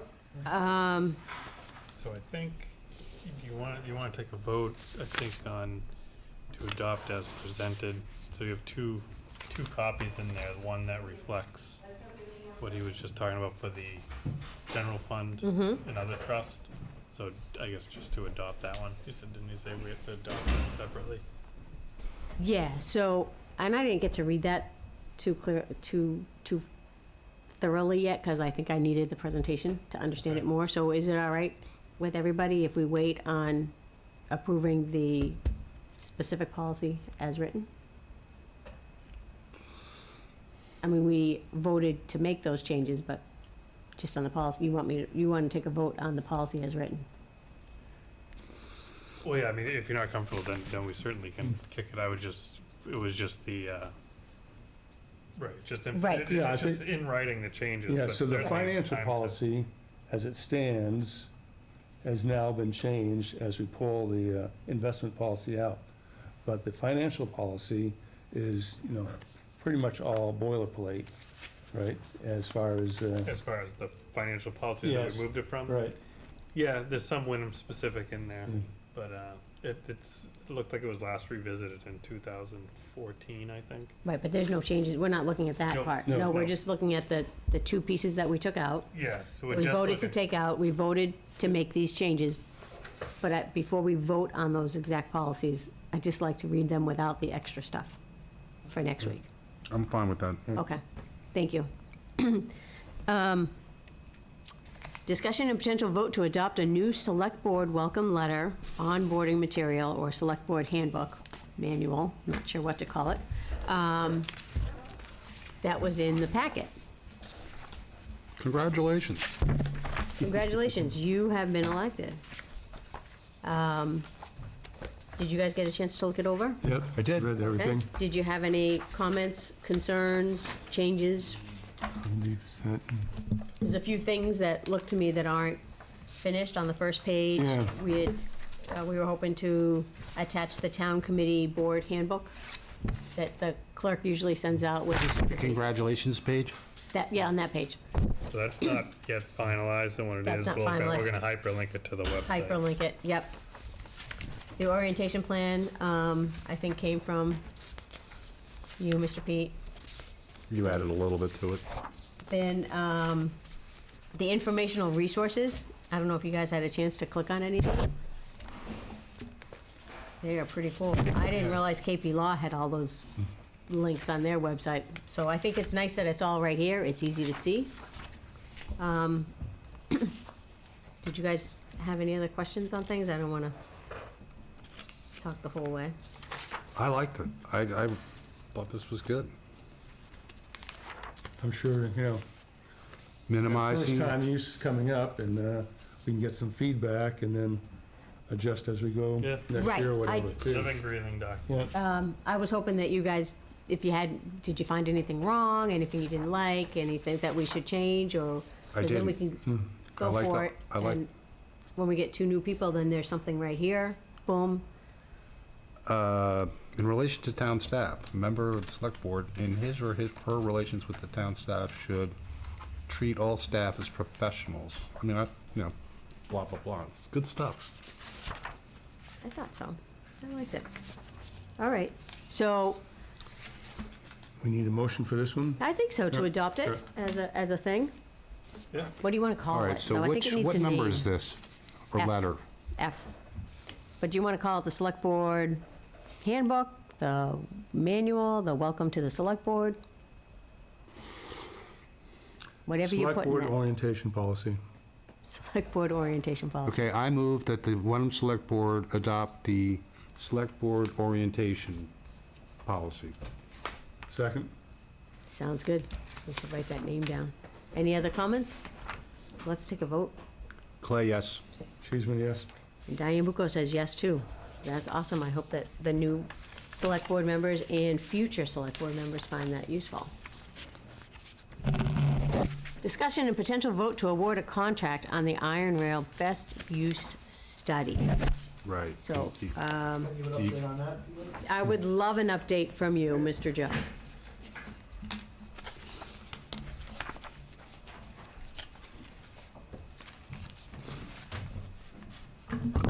Thank you, Madam Chair. So just by way of background, with our ARPA survey back in December, residents had voted to award ARPA funds for the Iron Rail. At that point, we're calling feasibility study to award funds for that. It landed in, I think it was the top 12 or so in the list. So from there, town administrator assigned me to oversee this project, and I've been working a lot with Margaret Hoffman, who's been a huge help.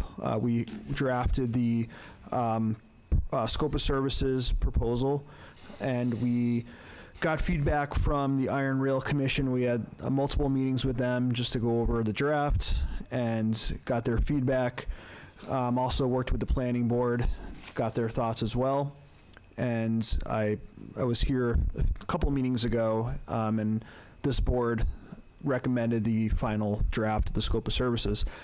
So from there, I ended up sending out the final scope to a good amount of vendors. I want to say around 10 or 15, and we got 5 quotes back. And so Margaret Hoffman had put a memo in the packet recommending, we kind of whittled it down to 2.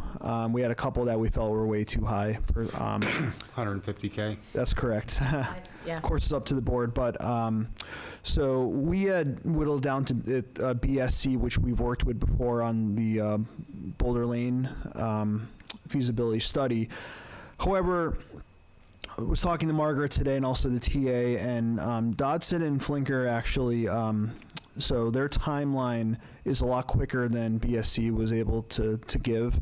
Our thought was if the timelines are similar to get the project done, we'd probably go with BSC because we've worked with them in prior years. However, we felt that just Dodson and Flinker, they also gave a very detailed proposal, and while they're a little bit out west towards central Mass, they have worked in this area multiple times in the communities of Danvers, Manchester by the Sea, and Amesbury, to name a few. And they felt that they could get the job done sometime mid-fall, around October, whereas BSC was more like 9 to 12 months, could be a little sooner, but that coupled with just us wanting to kind of have this fall in line with the master plan, the ending of the master plan, we feel that, I personally feel as well, that Dodson and Flinker would be the way to go, although not ideal for geographic purposes. They have worked out in this area numerous times, and we feel that just timeline-wise, they could get the job done quicker. It's only 2 hours away. That's correct. We live in New England, everything has to be close. And their estimates and the cost was similar. Yes, good. Thank you for bringing that up. Yes, they were both around 50,000, which is the amount that was picked to award. I think they're actually right around 50,000 exactly. Dodson Flinker. BSC was slightly lower, 48,500. Of course, the cost could be variable as well. So when you talked about this with Margaret, Yes. I mean, I would think that Dodson and Finkler being much more aligned with the master plan process, she's got to say, yeah, she agrees with you. Yes, and I did speak with her verbally today, and she agreed, especially because of the timeline, that Dodson would probably be the way to go. And they just, like I said, they have experience out in the area. I've actually, my hometown out west, we had that tornado that ran through in 2011. It really destroyed most of the town, or a big part of the town. Is that just as you get on 84? Yeah, I went through Springfield, West, totally, it was crazy. Still see the swap. Still, yeah. So they played a big role in rezoning a lot of the city. So I've even back 10, 11 years ago, I knew them. So I think they would do a great job. But of course, it's up to the board. I just wanted to, BSC also would be a good option. We just felt overall, especially with the timeline, that Dodson was the way to go.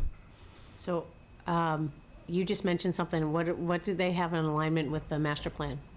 So master plan, Margaret said they're looking to end that, have it be completed around next April 2023. So ideally what would happen is Dodson could finish the best use study right before that, whereas theoretically if we went with BSC, it could prolong the process, and it could still be going on after the master plan had already ended. So we're trying to kind of get this. Miss that connection. Yeah, that's Yeah. like, Yeah, okay. Also, I think, given the iron rail, we really ought to be looking during the fiscal year '24 to come to some decision so that Correct. we'll have answers from the contractor before we get into town meeting and into '25 discussions. That's a Right. good point. It could spill out into 25, which wouldn't be ideal. so, Yeah. we agreed? Make a motion? All right. I move that the Wenham Select Board vote to award the contract for the iron rail feasibility study to Dodson and Finkler. Second? Any other question, discussion? Let's vote. Peter? Clay, yes. Cheeseman, yes. Diane says yes as well. Thank you very much. Perfect. Thanks for working on this. Dobson. I was Dodson reading and through those Finkler. things, like, oh my God, it is. That's great. Thank you. Thank you, Joe. Yeah, we are, yep. Oh, we got a couple more things. All right, we had an executive session to review the changes and the updates to the two union contracts, the library union and the firefighters union. So I'm gonna let Steve just do a quick review of what we learned, and then we could take a vote on that. Yep. So first I will go over the library. So I'll go over the economic details. These were in conjunction with some operational changes that were coordinated with the library director and the board of library trustees as far as the impact, and they were okay with that. So we were a removal of the merit pay, which was a 2% adjustment on base pay annually. We in exchange for that removal, we implemented at their request a step scale, which includes 1% step adjustments years 1 through 5, and 1% step adjustments through year 20 in 3-year increments. So every 3 years, you'd get the 1%. The cost of living adjustment is 2%, 2%, 2% for each year of the contract. Longevity increased by $100 in each year of continuous service, so at 5, 10, 15, 20, and 25. And we increased the professional membership reimbursement amount from $150 to $200. And we anticipate the annual cost of contract to be around 3%, slightly below. So should we do each one separate? But yeah, you can, might Yeah. as well do that. So I move that the Wenham Select Board vote to approve the library union memorandum of understanding, right? Not contract. Yes, memorandum, right, Library union memorandum of agreement. of agreement, MOA, effective July 1st, 2023 through June 30th, 2026. Second? Any discussion? No. Let's take a vote. Gary? Yes. And Diane, yes. So it passes. Thank you. firefighters. All right, the firefighters, so this comes by way of a contract, the fully integrated MOA. It is, so again, with some operational changes that were coordinated with the fire chief and deputy chief. The economic impacts were a cost of living adjustment of 2% the first year, 2.5% the second year, 2.5% the third year. The lieutenant base pay rate differential was increased by 0.2%. The lieutenant stipend is increased by 3% in each year of the contract. Again, the lieutenant there's only, I believe, 3 or 4 individuals that qualify for those. So the total cost of this contract is costed out and estimated, again, slightly below 3%, around 2.8%, consistent with all the contracts that we settled this year. So I move that the Wenham Select Board vote to approve the firefighters union contract, inclusive of the memorandum of understanding effective July 1st, 2022, because it's from last year, right? Through June 30th, 2025. Second? Discussion? None? Nope. Good contract, I think fair for both parties, and we know we have a great fire department. Very true. Very true. Let's vote. Gary? Yes. And Diane says yes, so that passes as well. So I believe, I'm going to just check my bounced around agenda. I Right. believe that we did everything that was on the agenda for new business, and we just need to go to old business. So if we go to old business, I think the discussion and potential vote to adopt a code red usage policy, I don't feel like it was ready. Yeah, it wasn't. It's not really ready to review. Yeah, we had continued discussions today. It's not ready for The code red final review yet. policy, we're going to wait till next. Yeah. And I'm Next. thinking too that perhaps you can provide the board with some technical information, especially on the reverse 911. How will we propose to set that up? What groups could we independently reach? Yeah, so well, that brings up a good point. And so Peter sat with Joe, Michelle, myself, and we're going through it. So I think, and I like the way he's doing it, is we're starting with a reverse 911 policy. So we've already forwarded the information to the chief of police and the fire chief, and they're going to review, because they know the technicalities as to how do we get access to this reverse 911, like what triggers the ability, because I don't think it's town specific, but they'll correct me if I'm wrong. And then once we know what falls into that bucket as far as disasters, we'll move to the code red usage. And again, before we even get to the policy, we'll supply the board hopefully next week with, how many people are signed up, what our flexibility is. We'll get the whole. How can we expand it? Yeah, expand it. Right, exactly. Because, again, the reverse 911 gets to every resident regardless. The code red, the second program that we have, you have to sign up for. Yes. So they're kind of separate in Yep. a way, so we're So gonna more treat them, general communications. which makes sense. Whereas reverse 911 is, our citizens are in peril. And everybody gets notified whether you Yep. signed up or not. Yeah. Text Okay. and phone call. So we'll put that on. Yep. That's, I don't remember dates. 11th, The 11th. Is it? No. yes. Yes. 4th It of July is? is on Tuesday. Remember, I named every date in July 4 plus except 7 for is the 11. 11th. Yes, yes. Okay. So then we can move to P, which is a discussion and potential vote to adopt the audit review policy, which I thought was written very well, taken from all of our notes. Yep. Did you, oh, I'm out of order now. I don't know where it went. Right here, if you want to read off mine. I don't want to get you out of order. Oh, here's Harriet's stuff. I thought I had changes, though. What did I do with the changes? One question I had is, do we need to define positive Yes, result? I think so. I'm going As to put an a- asterisk. Well, I was Yeah. thinking the absence of a management letter, or how do we? Well, the problem you get into that is, so yes. even this year, although, in my opinion, was a very good management letter, they Right. still issued a management letter, and some auditors will do it every year, no Yeah. matter what, and it's things like continue to adhere to established Right, yeah. policies, continue to review, right, because they're all living documents, so Right. it's, Right. guess, yeah, so it's a So I good think the point. What- report is, if there's nothing, Maybe the chair at the time makes the determination. I think you gotta change it, positive or negative. I don't think it really, I mean, if it's not, what's the word? Things that you have to work on. So, yeah, so if, that goes to the town administrator then, if there's no action required.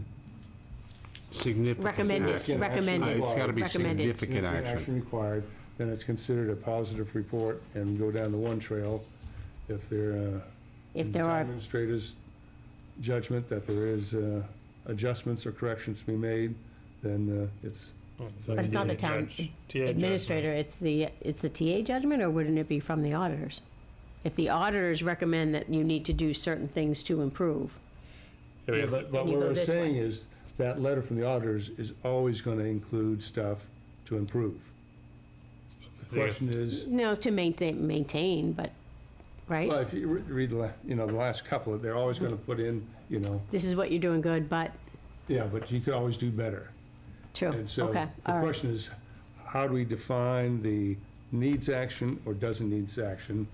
And I'm thinking, the person closest, or position closest to the whole process is the town administrator.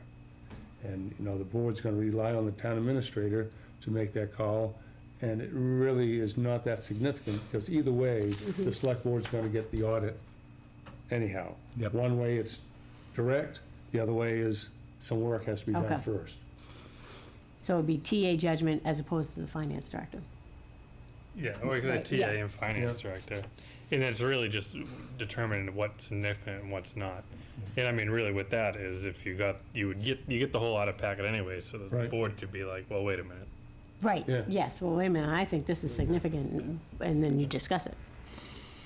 All right, so we'll do FD and TA, and then we'll go down this, but obviously the board has the authority to recall or switch. Switch it around. So should we vote on those changes, or should we wait till next week to review it and then? I'm good to go. Okay. We are on P. Yep.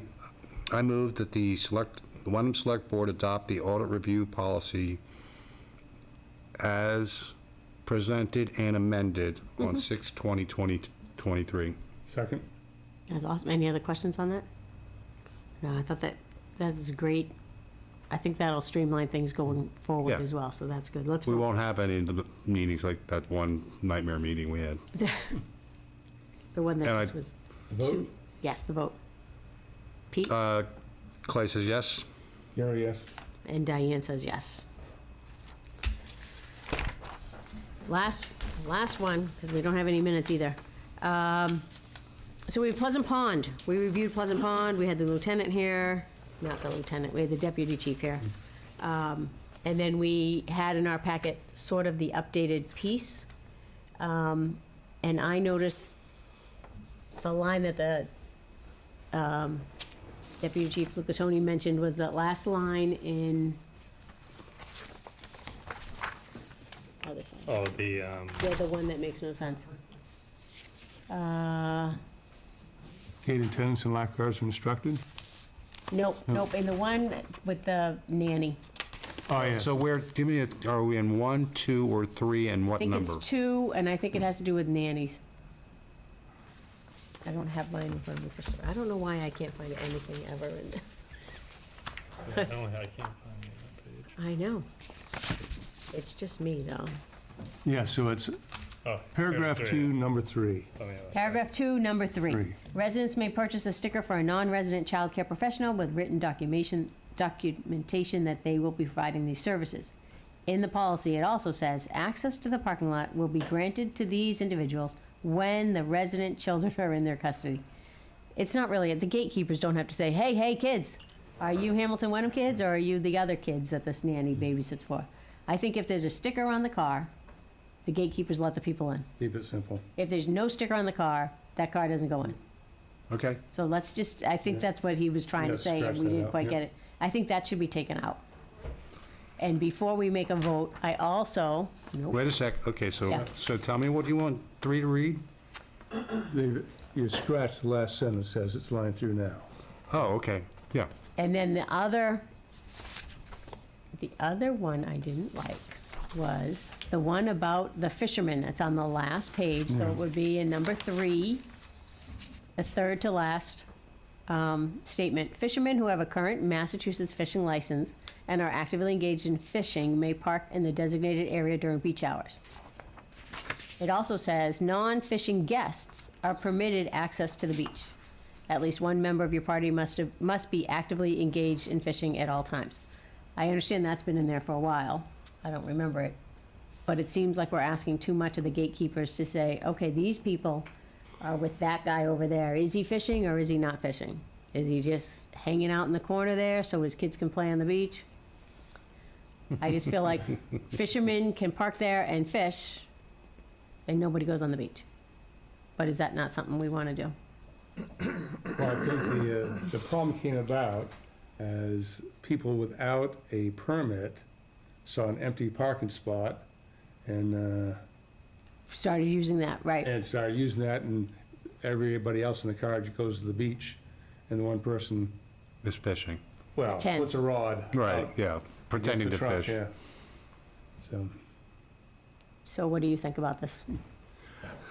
I agree that fishermen who have a current Massachusetts fishing license and are actively engaged in fishing may park in that designated Right. area during beach hours. so I think that perhaps the solution there is to not put it on Gatekeepers. the gatekeepers to sort it out, but certainly the gatekeeper can inform the police that someone's parking illegally in the fisherman's spot. I don't think that's that big of a problem. Okay, Uh, that's true. Yeah. I also don't think when you go fishing, you bring people with you. Right. Isn't fishing Right. kind of, so there wouldn't be any non-fishing guests. There shouldn't be any There non-fishing shouldn't be, guests. but But so just there leave has it been as in the is. past. Okay, leave it as is, Yeah. and as long as the gatekeepers, yep, the last line, gatekeepers, gate attendants and lifeguards are instructed to contact the Wenham Police Department in the event of any non-compliance of the regulations, procedures, or rules identified above, which is, I'm not sure that they knew before, but if people are not respectful to the gate attendants or the lifeguards, then they Call the should, cops. they should just call the police. They are just not need to be, feel like they have to do it We alone. want a civil town. Yes, all for civility. So I think we have to vote to approve this, because we made some Yes, changes in it. Yeah, we had to make Are some we changes. changing anything? We Well, did, you we scratched changed the one line on. Oh, yeah. by one line, yeah. And then we added, Presented them. And we added that last line, so Okay, we deleted a line from 2, number 3, and we added, yeah, and then we changed, so Pleasant Pot stickers available at the Wenham Town Hall, the clerk's office. They're not available at the Wenham Police Department. correct, And then we also added the line under rules that says, gate attendants and lifeguards are instructed to contact Wenham Police Department in the event of non-compliance of the regulations, procedures, or rules identified above. so we're happy with all these changes. I am, yes. Yep, okay. I move that the Wenham Select Board adopt no, Jesus. I move that we adopt the Pleasant Pond rules and procedures as presented. Second, Any other discussion? Vote, Pete? Peter, yes? Gary, yes. Diane, yes. Should be good to go. You have to have a sticker to park in that lot. There are no minutes to be reviewed. Quickly, let's look at our calendar, since we're so good with dates. It's already June 20th. The election is next Tuesday. Early voting is tomorrow, if anyone wants to, Tuesday, the 27th. So that evening or the next day, we should know for sure who the next 2 select board members are. And then we don't meet again until July 11th. That gives the new select board members time to Do their get thing. sworn in. Will this be up on the website? The select board, welcome, select board, what did you call it? Orientation policy? Yes, Can be. or just hand them the Email. winners, Okay. email Okay. Perfect. You want it on the website, or do you want to? I think just email to the, Email it to the new select boards. So we're meeting on the 11th and the 25th. Anything else coming up on our calendar? Well, you got the 12th of July IG meeting. The July 12th, the town-wide committee meeting. You'll send out a reminder again to the committees. Yeah, we'll do a deadline, drop dead. Drop dead yes or deadline, no. yep. If you don't have a yes, then we're assuming you're not coming on Monday. But we really want to encourage people to come. Oh, yeah. Definitely. First annual, we got to We get might it as well there. fill up the room while they're out here. Definitely, definitely. Anything else coming up? COA? Yeah, so we can do a pitch 28th of June, which is next Wednesday, is the senior cookout and special music by Larry Oak, our own resident singer. Really? So what time, when is? 12 to 2. 12 to 2, you gonna social Absolutely. media that? Yeah, absolutely. 12 to 2. Good to know, I have a special town My meeting. wife in hasn't told me Manchester. that about And this. then How did she not tell you? Are we How we doing? looking at a Sorry, Gary, go ahead. policy retreat, Right, then what, goal retreat in August? yes, yep.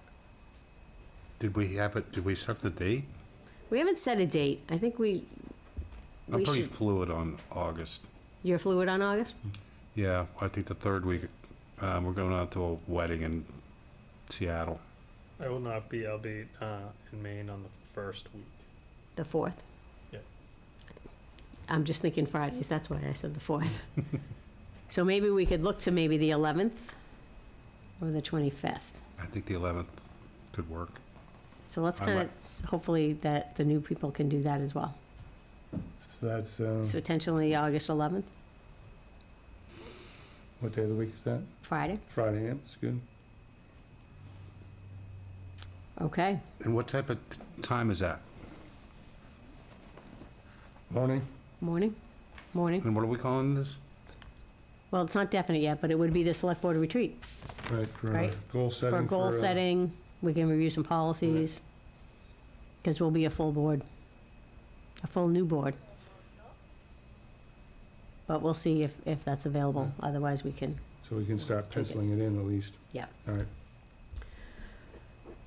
What does Okay, it say, like 9 to 12 or something? yeah. Any other business that anyone can think of? No? Otherwise, I move that we adjourn the Wenham Select Board meeting of June 20th at, is that 8:08? 8:09, 8:09, all right. 8:09. I'll second that. Shall we vote? Yes. Peter There it says is. yes. Diane says yes.